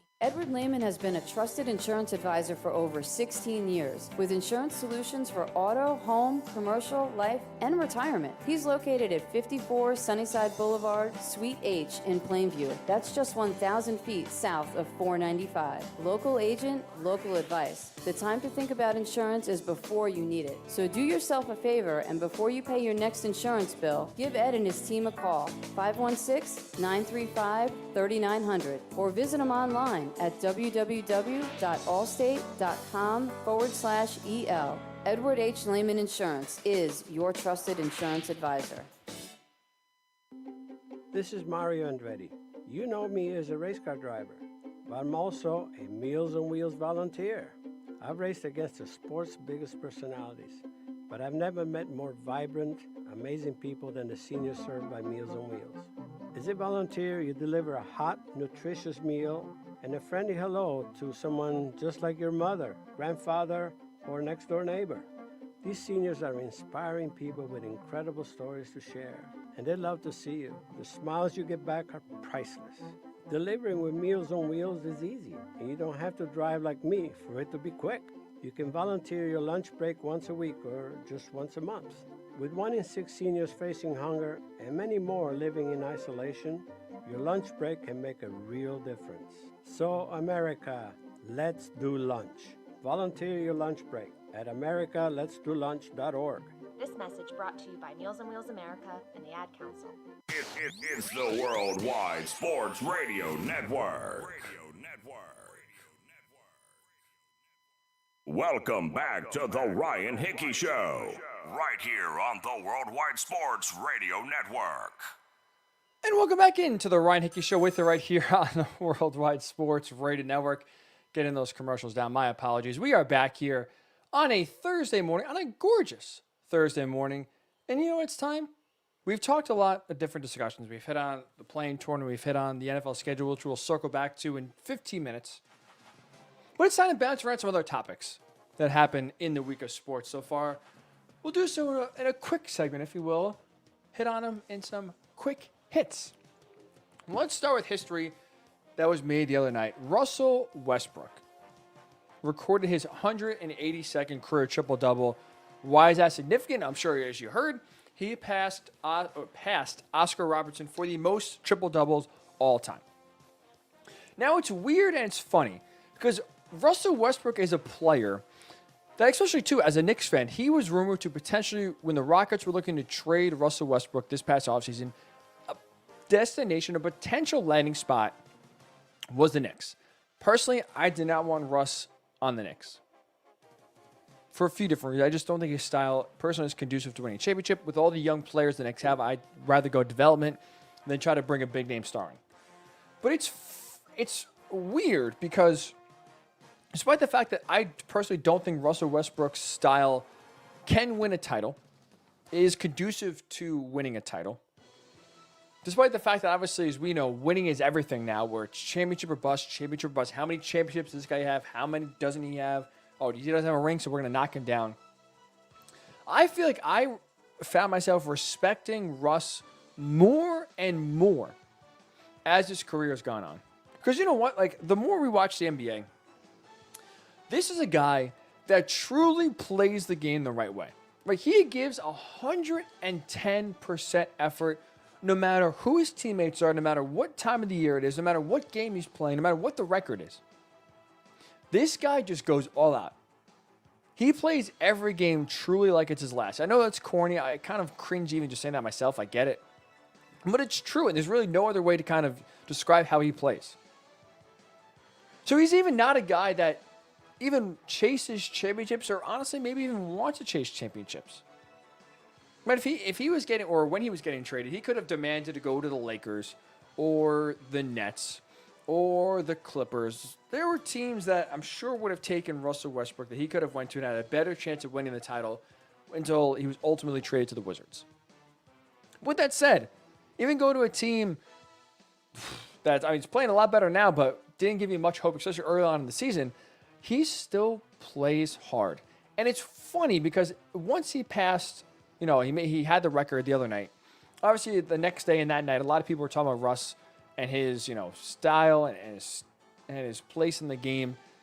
And of course, one of the first things that comes up, without fail, is that he hasn't won a championship. And you know what? The more that's said, the more that's used as a knock on Russell Westbrook, the more, honestly, I respect his game. Like, it's weird. I almost hope, in a sense, that he doesn't win a title, and here's why. To me, his style of play, what he's been able to accomplish in his career, he doesn't need a title to validate that. He doesn't need a championship to all of a sudden elevate him in his place in the game. He is just Russell Westbrook. He is one of a kind. He is a guy that is first team all hustle. Probably no one will ever play the game harder than Russell Westbrook. I feel confident saying that on a consistent basis. So I almost hope in a sense that he doesn't chase the championships just because I love the way he plays. And I respect the hell out of how much effort he gives on a night in and night out basis. And says he doesn't care. Just plays. Doesn't care that he's inefficient. He'll keep on shooting. Doesn't care that, his style honestly really isn't the best to win a title because it is very one man. I will get the rebounds. I'll bring the ball up. I'll make the good pass. I'll put my team in positions to succeed. But it is him doing a lot of the heavy lifting. So I like Russell Westbrook. I salute you for passing Oscar Robertson. Make history. Get to 200. Get to 230. Keep doing your thing. Keep playing the game hard. I respect the hell out of Russell Westbrook. Congratulations on an incredible accomplishment. His place in the game is already secure. You don't need a championship to do that. In baseball, how about the Oakland A's? Could they actually leave Oakland? Now, in case you missed it, and if you didn't, we'll rehash it quickly. Major League Baseball put out a statement the other day giving the Athletics permission to explore stadiums in other markets. Portland, Nashville, Vegas, Charlotte. The reason they're doing that, well, as we've known for feels like 2 decades, almost my entire lifetime, the A's have constantly been trying to build a new stadium somewhere in Oakland. The latest proposal, the latest one, out of many, the latest one is a waterfront stadium at Howard Terminal. And things have been going slow. This was proposed, or there was sketches of it, I believe 2 years ago, last year, when the details came out. But there's really been no progress. There's been no vote, no approval, really at all. So I at least understand what Major League Baseball is doing. They are putting the pressure on the city of Oakland. Hey, don't be playing around, enough, delaying, enough procrastinating. Figure out and basically tell the A's yes or no on a stadium. Because if no, they could leave. I think it's more of a threat than a promise. I think that this is more of a bargaining tool where I don't see the A's leaving Oakland. I really don't. You saw the Warriors move across the bay, which I'm not an Oakland resident, but from what you hear and what you read, it is like them moving to another city. You obviously have the Raiders going to Vegas. You don't want the Athletics leaving Oakland. You don't. And I don't think they will. I do think the stadium will get approved. I think this is just a bargaining chip by the A's and Major League Baseball to get some progress going here. Let's get some shovels in the ground. Let's get some approvals going here because, man, do they need this stadium in the worst way? I'll be honest. Now, I kind of am irrationally passionate about small things like stadiums and uniforms. Like, bad uniform colors and combos drive me insane. Ugly, like, I'll be honest, I have a mini, I don't want to say vendetta. I look at the A's lesser, to be completely honest with you, because they play in a dump. That stadium they play in that's renamed every year is frankly an embarrassment. It is. I'm sorry. You look at the stadium, it looks like you're playing in a 1950s stadium. High school teams have better facilities than the Oakland A's do, and they're in a professional team. I just get so disgusted anytime I see the A's in their stadium. They need one in the worst way. But I do think that, sure, the threat is there. Sure, Major League Baseball is telling the A's, check out Vegas. That's obviously a popular destination, maybe the favorite if they were to move. I think that this is just a bargaining chip. I think the A's will return to Oakland. I don't think that anything will be moving in terms. I do think this latest stadium proposal will be approved, but it's Major League Baseball approving or applying, I should say, some heat to get the decisions going on. And I do kind of want to quickly, finally, at least in terms of quick hitters for this edition, I want to circle back at something we talked about earlier. So we talked about the Lakers and the Nets. For me, I was favoring continuity, familiarity of teams like the Jazz, the Sixers, the Bucks, the Clippers. I think, to me, they are going to prevail and go deeper in the playoffs than teams like the Lakers and the Nets, who have more talent. But specifically to the Lakers, where you look at where they are right now, where they are in 7th place. They had a big win last night. Over the Rockets. They didn't have AD. They didn't have LeBron. They didn't have Alex Caruso. They still had a ton of injuries holding them back. They still won the game. So now you look at the Lakers and where they are. They're still currently in the 7th seed. They are a game behind both the Mavericks and the Blazers. Lakers have 2 games left. Both the Mavericks and the Blazers have the tiebreaker. So essentially, the Lakers have to go 2-0 these last 2 games. Either the Mavericks or the Blazers have to go 0-2. And that's how the Lakers avoid the play-in tournament. But could you make the argument the Lakers, their best road to the finals, their best road to another championship is through the play-in? I understand right now, most likely you could play Steph Curry in a 1-game situation, and that is frightening. We've seen Steph Curry basically be unconscious the last 6 weeks or 2 months shooting the ball. He is hitting threes at a record insane pace. So obviously in a 1-game situation, that is scary to go up against Steph Curry. When you look at it from the opposite side, the positive side, if you will, if the Lakers win, if they stay in the play-in, they beat the Warriors, they secure the 7th seed, most likely that means a matchup with the Suns in the first round of the playoffs. To me, that is a way, way better matchup for the Lakers going against the Suns than it is if they fall to the 8th seed and play the Jazz, or if they win, avoid the play-in and get the 6th seed, because if you're the 6th right now, you are playing most likely the Clippers. That, personally, to me, is a nightmare situation. I understand the Clippers and their postseason struggles. I even get that in round 2, if the Lakers do beat the Suns, they probably will most likely face the Clippers in round 2. But with LeBron now having 2 games after missing 25 out of the last 27 games in the regular season, the Lakers need to play as many games as possible to be able to knock the rust off. Getting an extra game in the play-in, playing the Suns in the first round, to me, is the best matchup possible. So if you play the Lakers, if you avoid the play-in, and you have LeBron basically needing 2 games, and again, I believe it's a back-to-back on Saturday and Sunday to finish the season. So they might even, LeBron might not even play both games. But if he has 2 games max to finish out the season, then you have to play the Clippers in round 1, basically still rusty, still trying to figure things out on the fly. That's not conducive. I'd rather play the Clippers in the second round of the playoffs and at least hopefully get some flow going in the first round. So it's kind of crazy to say. It doesn't really make much sense on the surface, but when you think about it, I think the Lakers' best road to a deep postseason run is in the play-in tournament. Beat the Warriors, get the 7th seed, play the Suns. You saw that they handled the Suns the other night on Sunday night without LeBron James. I think that's a good matchup for them. Anthony Davis can have his way with DeAndre Ayton. Suns aren't a really physical team. The Lakers are physical. They're taller. They're bigger. I think that's a good matchup for the Lakers in round 1. Get some confidence back. Get some of your legs and knock the rust off.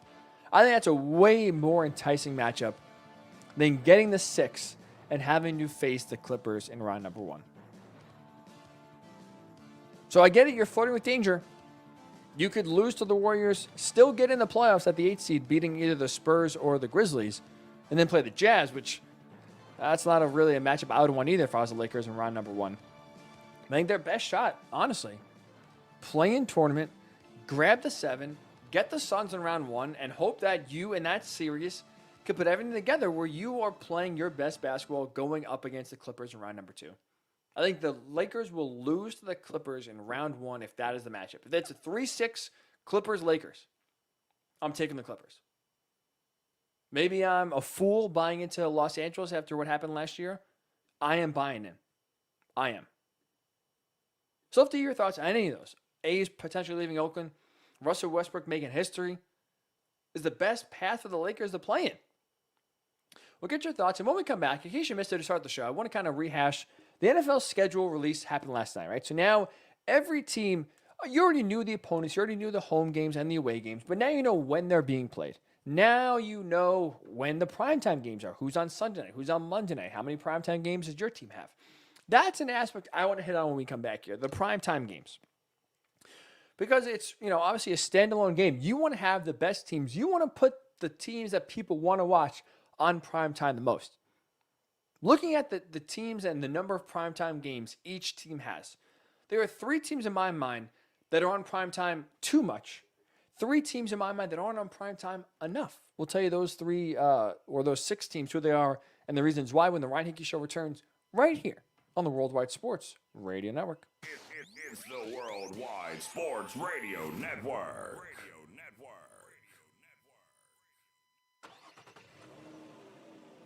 Of course my kid's in the right car seat. Well, I think he is. Yeah, my kid's in a booster seat. He was ready to move up. He is ready, right? Her car seat looks like the right size. There are probably rules on when to move up to a booster seat, aren't there? Rear facing, forward facing. I think I have it right. Car crashes are a leading killer of children 1 to 13. Are your children in the right car seat for their age and size? Don't think you know. Know you know. Go to safercar.gov/the right seat.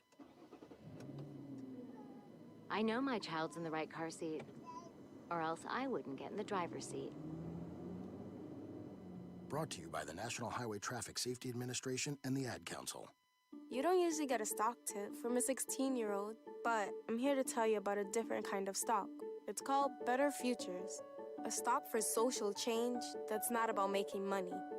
Instead, you invest to help students like me go to college. This is beyond a simple donation.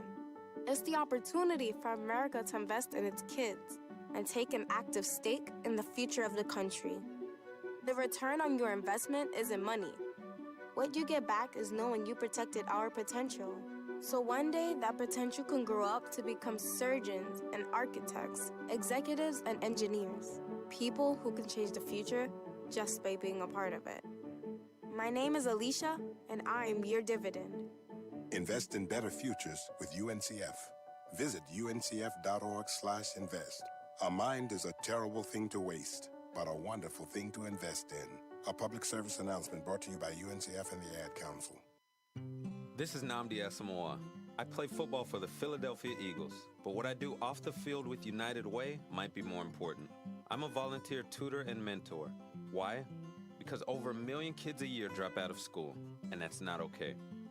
It takes 12 years to create a graduate, but it takes about the same time to create a dropout. And the difference between a child becoming one or the other could be me, or it could be you. Studies show that if we get to these kids earlier, their chances are better, and kids who read well by 3rd grade are more likely to graduate. So join me in United Way. Suit up and take the pledge. Become a volunteer reader, tutor, or mentor, because when a child succeeds, we all succeed. Give, advocate, volunteer, live united. Take the pledge at unitedway.org. Brought to you by United Way, the Ad Council, and the National Football League. It's the Worldwide Sports Radio Network. Welcome back to the Ryan Hickey Show, right here on the Worldwide Sports Radio Network.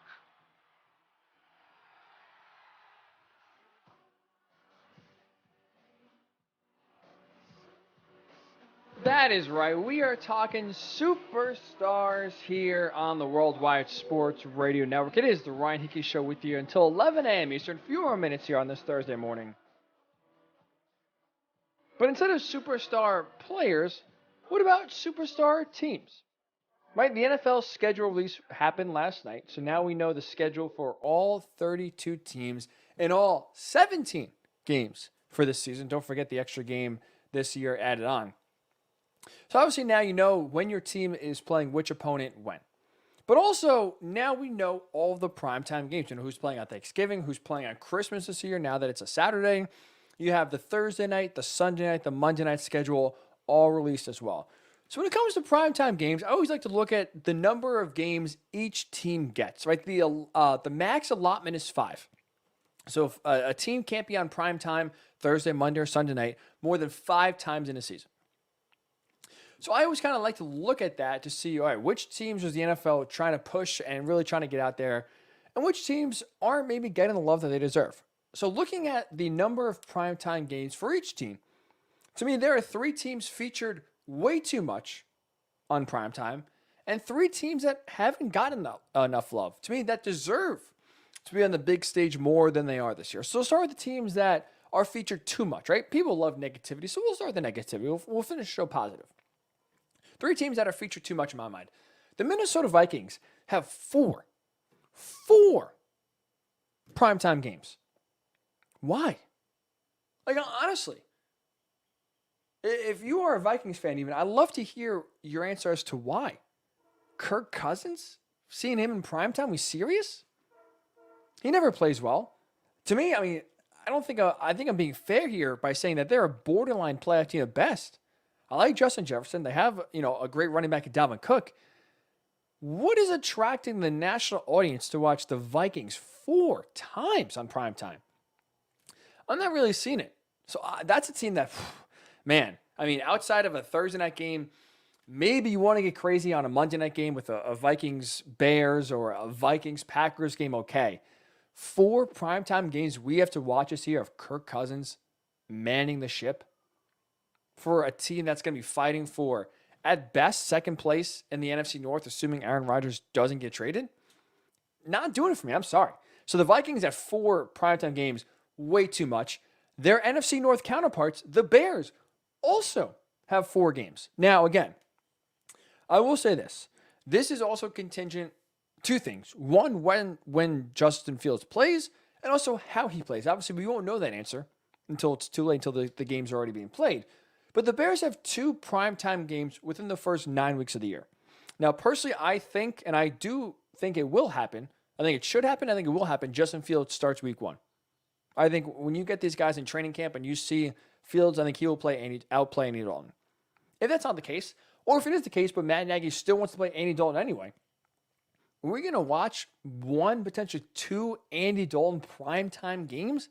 Let's not forget, this Bears offense last year, is Andy Dalton that much of an upgrade over Nick Foles and Mitch Trubisky? Marginally, maybe. But let's not forget, last year, that offense was pitiful. It was brutal to watch. Usually watching NFL games are a joy, right? It's sports. It's the NFL. We love the NFL. We want as many games to watch as possible. I will be honest. I don't know about you. For me, I felt watching Bears games, especially on primetime, was a chore. It wasn't enjoyable. They were terrible offensively. They didn't give any inspiration. There was no excitement there. It was very vanilla. And there was just nothing to really get you jacked up watching the Bears. And they were on primetime a ton last year. So if it is Andy Dalton for the first half of the year, and you have 2 primetime games with Andy Dalton, yuck. Because let's not forget, that team around him, the offensive line stunk. The running game wasn't great. Like David Montgomery, but really the offensive line didn't allow the running game to have success. Nick Foles couldn't figure out the Matt Nagy system. Mitch Trubisky just stinks. I like Allen Robinson. Behind him, So we could see a repeat of the 2020 offense in 2021 if Andy Dalton's under center, which I don't think anyone wants to see. No one is clamoring to watch the Bears more. And hopefully if Justin Fields plays, if he can hit the ground running, okay, there is some excitement. There is some reason to watch. If he struggles, again, the Bears are going to be a tough watch. They're going to be a chore. So to me, I would have played it safe. I would have given the Bears less games, kind of make sure that Justin Fields not is the guy, because I like Justin Fields. I think he will be good. But, maybe have him go through some of the growing pains now in a lot of these 1 o'clock games and maybe give the Bears more primetime games in 2022. So 4 to me is too much. Same thing with the Vikings. They also have 4. The Steelers have 5 primetime games.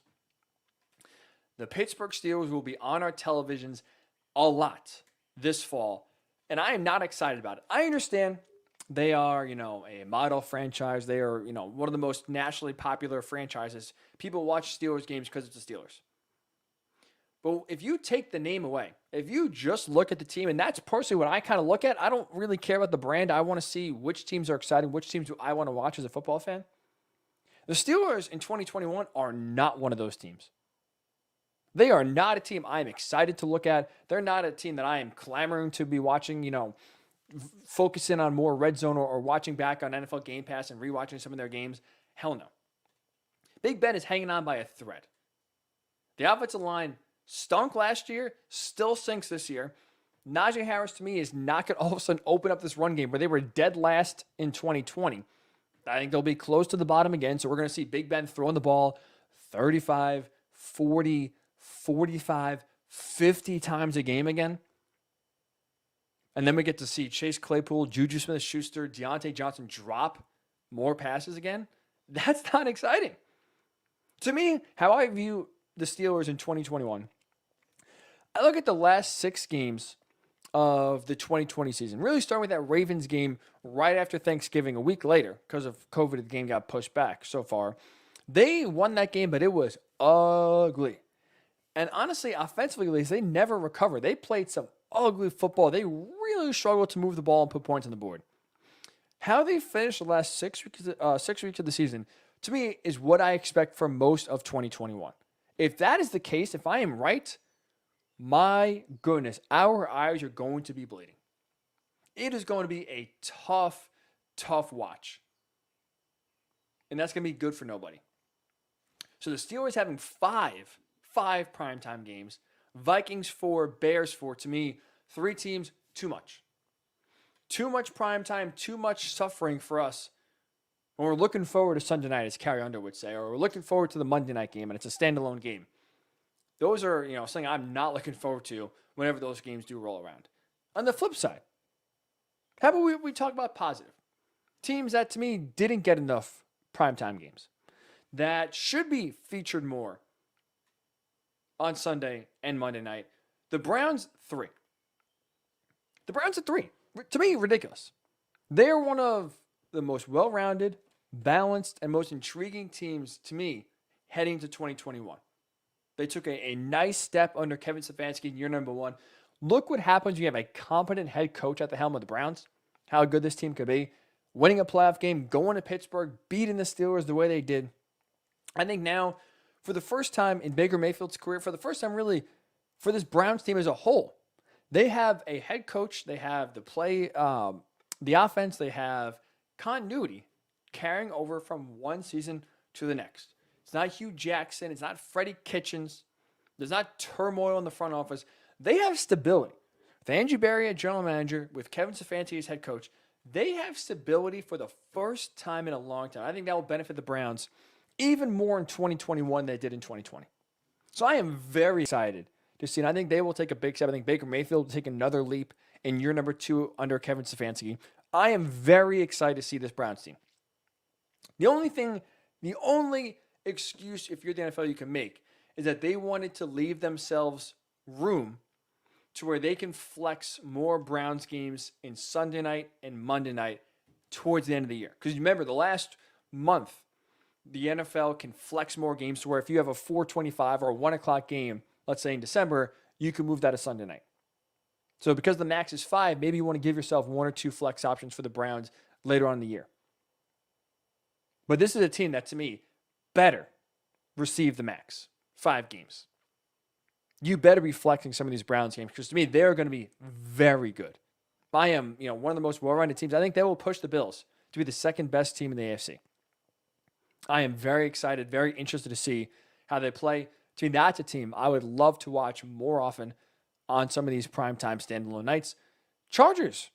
To me, the Chargers are a fun, intriguing, exciting team.